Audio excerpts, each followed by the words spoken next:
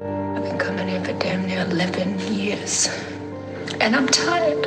Bonjour et bienvenue à Acting et Conscience. Dans cette vidéo, je vais vous partager une stratégie très simple qui aide les acteurs à comprendre surtout leur relation avec le metteur en scène. Alors, qu'est-ce qu'un acteur veut? Qu'est-ce qu'un acteur cherche du metteur en scène? Qu'est-ce qu'il veut du metteur en scène? Alors, la première des choses, du point de vue de l'acteur doit apprendre à être en confiance.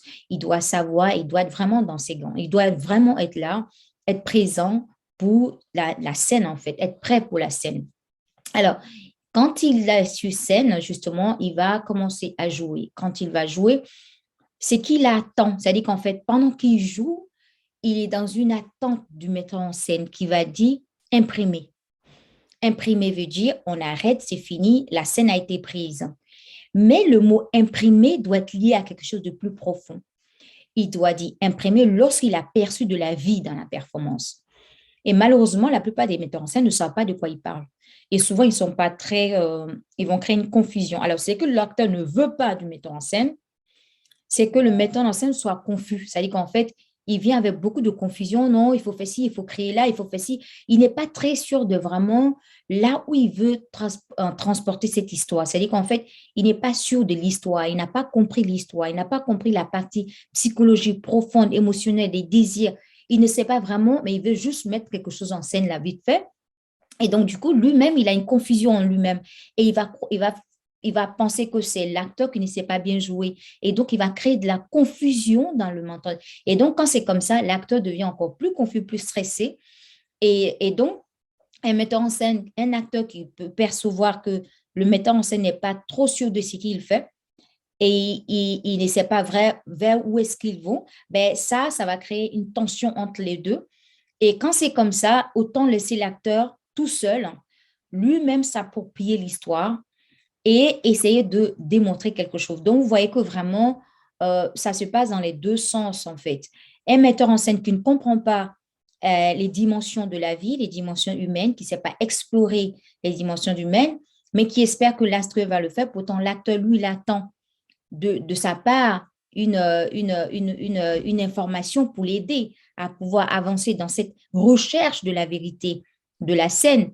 Donc, s'il n'y a pas cette union, ben, du coup, ben, ça va beaucoup impacter le développement de l'acteur.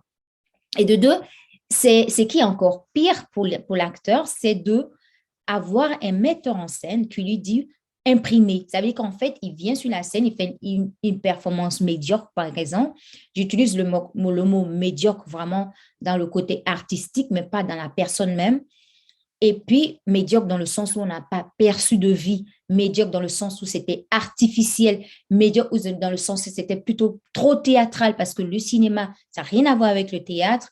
Donc là, ben, ce qui va se passer, ça va être un peu compliqué pour, par exemple, le metteur en scène qui voit lui-même, il est confus, il ne sait pas trop ce qu'il veut. Et puis après, il s'est dit, bon, on va passer à un autre truc, on va avancer parce qu'on a trop de choses à faire. Bon, c'est bon, imprimer et puis on avance. Ça tue l'acteur. Ça va le tuer parce que, pourquoi? Parce il n'est pas allé chercher dans les profondeurs. Il n'a pas été fouillé pour voir qu'est-ce qu'il a à l'intérieur de lui pour pouvoir exposer la vie de cette situation-là. Il est là pour exposer la vie et il n'a pas pu le faire. On lui a dit prête pendant que ce qu'il a fait n'était pas vraiment bien. Donc cet acteur ne va pas évoluer. Il va pas évoluer, il va avoir du mal. Et non seulement le fait que le metteur en scène ne lui dise pas vraiment, ne le guide pas vraiment pour aller vers cette profondeur, ben cet acteur va rester snagué et puis il ne va pas vraiment évoluer plus que ça. Et il peut aussi commencer dans une... Et puis, bon, justement, ça va devenir référence pour lui parce que ce film va devenir référence pour lui. Et si, bon, on regarde ce film pour les personnes qui sont les grands critiques qui font des critiques des cinémas, quand ils vont voir ça, ben, ils vont le descendre directement, quoi. Ils vont lui dire non, ça, c'est vraiment, c'était assez médiocre. Et ça va prendre un coup. Pourtant, c'était vraiment pas de sa faute parce qu'il était en face d'un metteur en scène qui était totalement confus, qui ne savait pas de quoi il s'agissait et qui lui a dit je veux dire à chaque fois le mot en anglais, imprimé, et puis ben voilà, la scène n'était pas si prête que ça. Donc voilà, c'était cette rapide vidéo de un acting et conscience aujourd'hui que je vous partage. Et le film ici, qui est justement L'Homme de la haine, que là où Halle Berry a eu son Oscar, c'était un film tellement génial parce qu'on sent vraiment qu'il y avait une relation entre le metteur en scène et l'actrice. Et c'est la vision du metteur en scène a été totalement explorée dans ce film, qui est un film absolument génial, qui a de multiples faces. C'est-à-dire qu'en fait, là, on explore vraiment la conscience humaine dans sa division, dans la manière, la justice, la relation de la justice, hein, et justement, avec, surtout aux États-Unis, avec la discrimination et tout ça. Donc, en tout cas, ce film a exploré beaucoup de choses. Donc, je ne vais pas rentrer dans ce contexte-là aujourd'hui. Je vais faire une autre vidéo. Vraiment, on va explorer la conscience des films. On va explorer vraiment comment est-ce que les metteurs en scène vont explorer les consciences humaines, en fait. Alors voilà, donc je vous dis merci d'avoir regardé cette vidéo. Laissez-moi des commentaires si vous voulez apprendre plus de stratégies encore, ou bien si vous avez d'autres questions, je serais vraiment enchantée de répondre à ces questions, surtout basées sur l'art. Même sur le développement personnel, j'insiste encore, je combine les deux parce que justement, l'artiste n'est pas différent de la personnalité. C'est les deux qui s'unissent ensemble et qui font un travail d'union ensemble.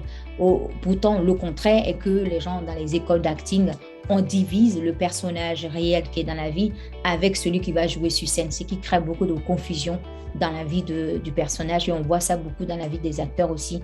Et voilà, ça crée tout un chaos où la vie privée est totalement différente de la vie sur scène, et puis on voit que vraiment la vie privée c'est un chaos et la vie sur scène c'est vraiment une gloire. Et voilà, il y a deux choses où la personnalité de l'acteur n'est pas prête à ce qui se passe du côté de son art, et pourtant si on unit les deux, ils deviennent une seule force unique et ils sont totalement en phase avec eux-mêmes.